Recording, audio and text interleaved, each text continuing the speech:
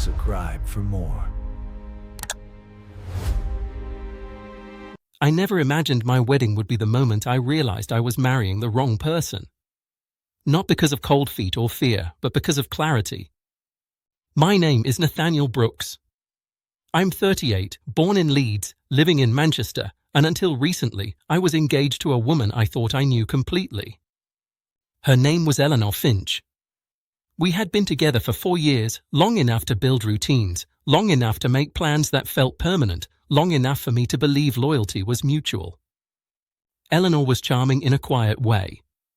Not loud, not dramatic, but magnetic when she chose to be. She worked in event planning, which probably explains why our relationship always felt organized, scheduled, intentional. I'm an engineer. I like systems, structure, logic. We fit on paper. Friends said we balanced each other. I believed them. The first crack appeared 6 months before the wedding. We were finalizing the guest list, sitting at the kitchen table with spreadsheets open, mugs of cold tea beside us. She casually mentioned a name I hadn't heard in years. Oliver Kane. Her ex. The one from university. The one she once described as a phase she outgrew. She said it like it was obvious he would be invited. When I paused, she looked up and smiled, almost amused, and said, "Don't be weird about it. We're adults." I didn't argue. That's important. I didn't raise my voice, didn't accuse, didn't spiral. I asked one question.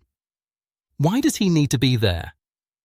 She shrugged and said they stayed in touch, that he was part of her past, that excluding him would feel immature.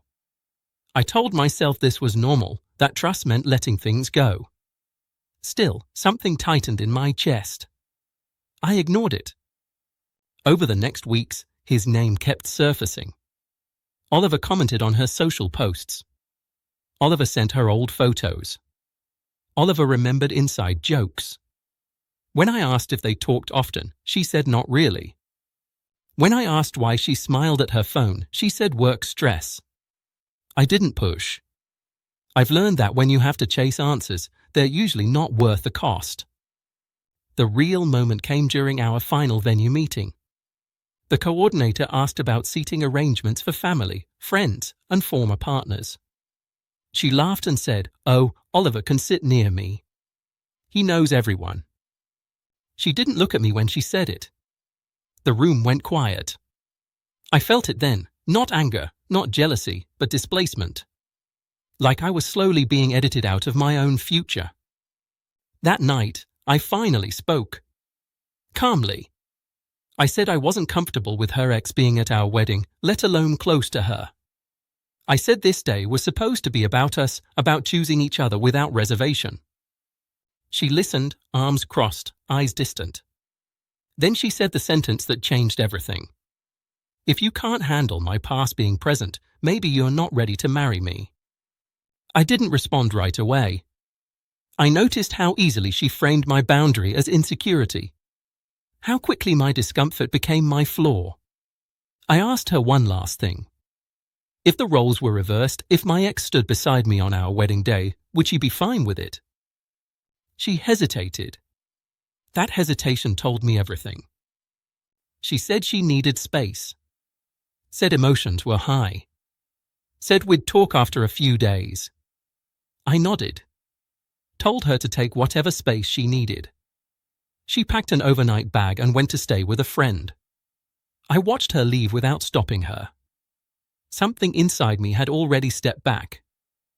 Those days were quiet. No dramatic texts. No apologies. Just distance. And in that distance, patterns became clear. I wasn't competing with an ex. I was competing with a version of her life where I was optional. I realized I had been accommodating discomfort for months, calling it compromise, calling it love. On the 4th day, I made a decision. Not out of spite. Out of self-respect. I cancelled the venue.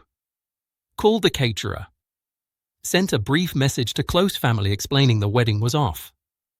No details. No blame. Then I blocked Eleanor everywhere. Phone, email, social media. I didn't leave a letter. I didn't wait for closure.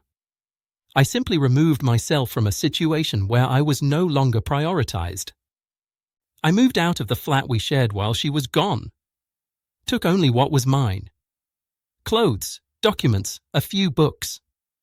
I left the ring on the kitchen counter. No note. No explanation. I vanished from her life the way she had already emotionally vanished from mine. She tried reaching out through mutual friends. Said she was confused. Said she didn't think I'd take it this far. That part stuck with me. She didn't think I'd choose myself. She thought my presence was guaranteed. It's been 8 months now. I hear things, of course. That Oliver didn't last. That she tells people I overreacted. That she misses what we had. Maybe she does. But here's the truth. I don't miss being second. I don't miss negotiating my dignity. I don't miss standing beside someone who couldn't stand firmly with me. Love isn't proven by tolerance of disrespect. Commitment isn't measured by how much you endure. Sometimes the strongest move you can make is to give someone exactly what they ask for. Space. And then use that space to walk away for good. I didn't disappear to punish her or to make a point. I disappeared because staying would have meant teaching myself to accept less than I deserved. There is a quiet strength in leaving without theatrics, without begging to be chosen. I learned that clarity doesn't always arrive with chaos. Sometimes it arrives calmly, and once it does, you either honor it or betray yourself again. Walking away saved me from a future where love required silence, shrinking, and pretending boundaries were unreasonable to keep temporary peace.